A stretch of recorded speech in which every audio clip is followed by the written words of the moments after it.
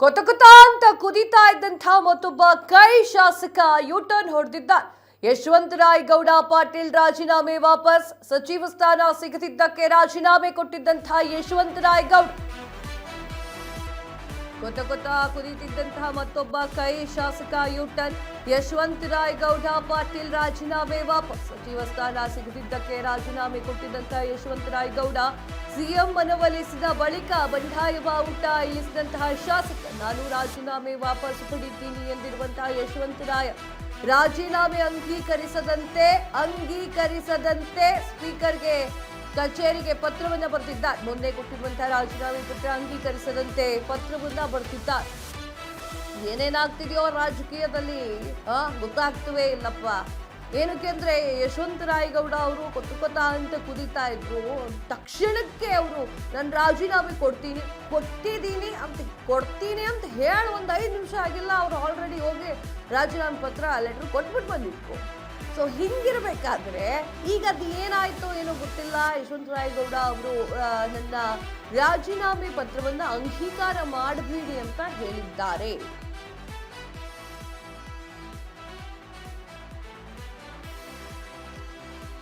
ಇದರ ಬಗ್ಗೆ ಮಾತಾಡಲಿಕ್ಕೆ ಪ್ರತಿನಿಧಿ ಹರ್ಷವರ್ಧನ್ ಅವರು ದೂರವಾಣಿ ಸಂಪರ್ಕದಲ್ಲಿ ಇದ್ದಾರೆ.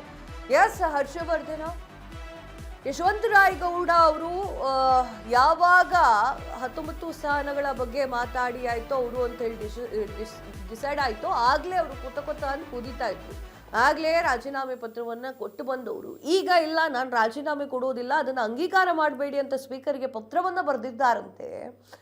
ಏನಾಗ್ತಾ ಇದೆ ಕಾಂಗ್ರೆಸ್ ಪಕ್ಷದಲ್ಲಿ? ಕಾವ್ಯ, ಏನು ರಾಜ್ಯದಲ್ಲಿ ಸಚಿವ ಸಂಪುಟ ವಿಸ್ತರಣೆ ಆಯ್ತು, ಆ ವಿಸ್ತರಣೆ ಆದಂತಹ ಸಂದರ್ಭದಲ್ಲಿ ಏನು 20 ಸ್ಥಾನಗಳಿತ್ತು, 20 ಸ್ಥಾನಗಳಲ್ಲಿ 19 ಸ್ಥಾನಗಳನ್ನ ಹೈಕಮಾಂಡ್ ನಾಯಕರು ಫಿಲ್ ಮಾಡಿದ್ರು. ಇದರಲ್ಲಿ ಜಾತಿವಾರು, ಜಿಲ್ಲಾವಾರು ಸೇರಿದಂತೆ ಒಂದಷ್ಟು ಆರ್ಥಿಕ ಕೂಟವು ಸೇರಿದಂತೆ ಒಂದಷ್ಟು ಸಚಿವ ಸ್ಥಾನಗಳನ್ನ ಫಿಲ್ ಮಾಡಲಾಯಿತು.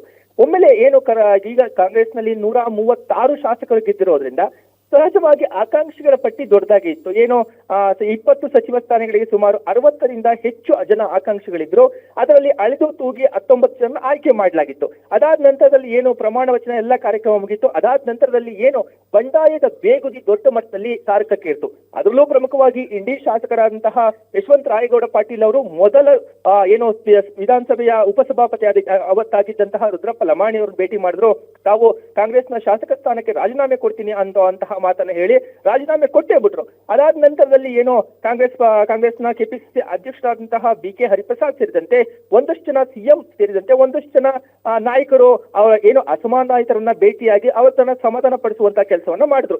ಅದರಲ್ಲಿ ಪ್ರಮುಖವಾಗಿ ಯಶವಂತರಾಯಗೌಡ ಪಾಟೀಲ್ ಅವರು ಕಾಂಗ್ರೆಸ್ನಲ್ಲಿ ಸೀನಿಯರ್ ಇದ್ದಾರೆ ಹಾಗೂ ಹೆಚ್ಚು ಬಾರಿ ಗೆದ್ದಿರುವಂತಹ ಶಾಸಕರಾಗಿರೋದ್ರಿಂದ ಆ ಭಾಗದಲ್ಲಿ ತನ್ನದೇ ಆದಂತಹ ವೈಯಕ್ತಿಕ ವರ್ಚಸ್ಸು ಹಾಗೂ ವ್ಯಕ್ತಿಗತವಾಗಿ ಜಾತಿ ವರ್ಚಸ್ಸು ಇರೋದ್ರಿಂದ ಅವರನ್ನ ಸಮಾಧಾನ ಪಡಿಸುವಂತಹ ಕೆಲಸವನ್ನ ಹೈಕಮಾಂಡ್ ನಾಯಕರು ರಾಜ್ಯ ನಾಯಕರಿಗೆ ಸೂಚನೆಯನ್ನು ಕೊಟ್ಟರು. ಅದರ ಆಧಾರದ ಮೇಲೆ ಏನು ಇವತ್ತು ಸಿಎಂ ಸಿದ್ದರಾಮಯ್ಯ ಅವರು ದೂರವಾಣಿ ಕರೆ ಮಾಡಿ ಅವರಿಗೆ ತಮ್ಮ ರಾಜೀನಾಮೆ ಪತ್ರವನ್ನು ವಾಪಸ್ ಪಡೆಯಿರಿ ಅನ್ನುವಂತಹ ಮಾತನ್ನ ಹೇಳಿದ್ರು. ಆ ಒಂದು ಹಿನ್ನೆಲೆಯಲ್ಲಿ ಏನು ನಮಗೆ ಇರುವಂತಹ ಒಂದಷ್ಟು ಮೂಲಗಳ ಪ್ರಕಾರ ಅವರಿಗೆ ಏನು ಒಂದಷ್ಟು ಪಕ್ಷದ ಆಂತರಿಕವಾಗಿ ಒಂದಷ್ಟು ಉನ್ನತ ಹುದ್ದೆಯನ್ನು ಕೊಡೋದು ಆಗಿರಬಹುದು, ಅಥವಾ ನಿಗಮ ಮಂಡಳಿಯಲ್ಲಿ ಒಂದು ದೊಡ್ಡ ಇಲಾಖೆಯ ಹುದ್ದೆಯನ್ನು ಕೊಡೋದಾಗಿರಬಹುದು.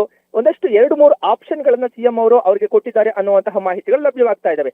ಆ ಒಂದು ಹಿನ್ನೆಲೆಯಲ್ಲಿ ಉನ್ನತ ಹುದ್ದೆ ಸಿಗುವಂತಹ ಚಾನ್ಸಸ್ ದೊಡ್ಡ ಮಟ್ಟದಲ್ಲಿರೋದ್ರಿಂದ ತಮ್ಮ ಏನು ರಾಜೀನಾಮೆ ಪತ್ರವನ್ನು ವಾಪಸ್ ಪಡಲಿಕ್ಕೆ ವಿಧಾನಸಭೆಯ ಕಾರ್ಯದರ್ಶಿ ಅವರಿಗೆ ಇವತ್ತು ಒಂದು ಮನವಿ ಪತ್ರವನ್ನು ಕೊಟ್ಟಿದ್ದಾರೆ, ಲೆಟರ್ನ ಕೊಟ್ಟು ತಾನು ನನ್ನ ಏನು ಶಾಸಕ ಸ್ಥಾನಕ್ಕೆ ರಾಜೀನಾಮೆಯನ್ನು ಕೊಟ್ಟಿದ್ದೆ ಅದನ್ನ ಅಂಗೀಕಾರ ಮಾಡಬೇಡಿ, ಅದನ್ನ ತಡೆ ಹಿಡಿಯಿರಿ ಅನ್ನುವಂತಹ ಮಾತನ್ನ ಹೇಳಿ ಈಗ ತಮ್ಮ ರಾಜೀನಾಮೆಯ ನಿರ್ಧಾರದಿಂದ ಯಶವಂತರಾಯಗೌಡ ಪಾಟೀಲ್ ಅವರು ವಾಪಸ್ ಬಂದಿದ್ದಾರೆ. ಇದು ಒಂದು ಭಾಗವಾದ್ರೆ ಇನ್ನೊಂದಷ್ಟು ಜನ ಶಾಸಕರು ಈಗಾಗಲೇ ತಾವು ರಾಜೀನಾಮೆ ಕೊಡ್ತೀವಿ ಅನ್ನುವಂತಹ ನಿರ್ಧಾರ ಮಾಡಿದ್ರು. ಪಕ್ಷಕ್ಕೆ ಒಂದು ರೀತಿಯಾದಂತಹ ಬೆದರಿಕೆ ಹಾಕುವಂತಹ ಕೆಲಸವನ್ನ ಮಾಡಿದ್ರು. ಎಲ್ಲರಿಗೂ ಸಹ ಕೆಪಿಸಿಸಿ ಅಧ್ಯಕ್ಷರಾದಂತಹ BK ಹರಿಪ್ರಸಾದ್ ಸೇರಿದಂತೆ ಸಿದ್ದರಾಮಯ್ಯ ಸೇರಿದಂತೆ ಒಂದಷ್ಟು ಜನ ಕಾಂಗ್ರೆಸ್ನ ಹಿರಿಯ ನಾಯಕರು ಅವರಿಗೆ ದೂರವಾಣಿ ಕರೆ ಮಾಡ್ತಾ ಹೋದ್ರು. ನೀವು ನಿಮ್ಮ ಒಂದು ಆತುರದ ನಿರ್ಧಾರ ತೆಗೆದುಕೊಳ್ಳೋದು ಬೇಡ, ಇದು ಪಕ್ಷದಿಂದ ಬ್ಯಾಡ್ ಮೆಸೇಜ್ ಹೋಗುತ್ತೆ, ಒಂದು ತಪ್ಪು ಸಂದೇಶ ಹೋಗುತ್ತೆ.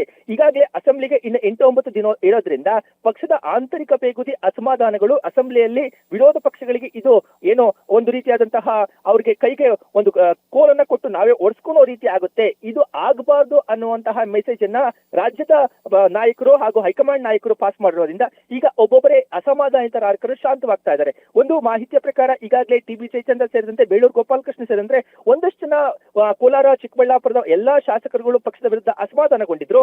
ಈಗ ಒಬ್ಬೊಬ್ಬರಾಗಿ ತಮ್ಮ ಅಸಮಾಧಾನವನ್ನು ಶಮನಗೊಳಿಸಿ ಎಲ್ಲರೂ ಪಕ್ಷದ ಕಟ್ಟಾಳುಗಳಾಗಿ ಪಕ್ಷ ಏನ್ ಹೇಳುತ್ತೆ, ಹೈಕಮಾಂಡ್ ನಾಯಕರು, ರಾಜ್ಯ ನಾಯಕರು ಏನ್ ಹೇಳ್ತಾರೆ ಅದರ ಪ್ರಕಾರ ನಡೆಸ್ಕೊಂತೀವಿ. ನಮ್ಮ ಅಸಮಾಧಾನಗಳು ಏನಿರಬಹುದು, ಬಂಡಾಯಗಳಿರಬಹುದು, ಅದೆಲ್ಲವನ್ನು ಪಕ್ಕಕ್ಕಿಟ್ಟು ನಾವು ಪಕ್ಷಕ್ಕೋಸ್ಕರ ಹಾಗೂ ಸರ್ಕಾರಕ್ಕೋಸ್ಕರ ಕೆಲಸ ಮಾಡ್ತೀವಿ ಅನ್ನುವಂತಹ ಮಾತುಗಳನ್ನ ಹೇಳ್ತಾ ಇದ್ದಾರೆ. ಒಟ್ಟಾರೆಯಾಗಿ ಏನು ಕಳೆದ 2 ದಿನಗಳಿಂದ ಕಾಂಗ್ರೆಸ್ನಲ್ಲಿ ಇದ್ದಂತಹ ಬಂಡಾಯದ ಬೇಗುದಿ ನಿಧಾನವಾಗಿ ಶಾಂತವಾಗ್ತಾ ಇದೆ. ಎಲ್ಲವೂ ತಿಳಿರೂಪಕ್ಕೆ ಬರ್ತಿದ್ದು ಎಲ್ಲ ಒಬ್ಬೊಬ್ಬ ಅಸಮಾಧಾನಿತ ನಾಯಕರು ಸಹ ಈಗ ಶಾಂತವಾಗಿ ನಾವು ಪಕ್ಷದ ಕಟ್ಟಾಳು ಅನ್ನುವಂತಹ ಸ್ಪಷ್ಟ ಸಂದೇಶವನ್ನ ಕೊಡ್ತಾ ಇದ್ದಾರೆ. ಕಾವ್ಯ.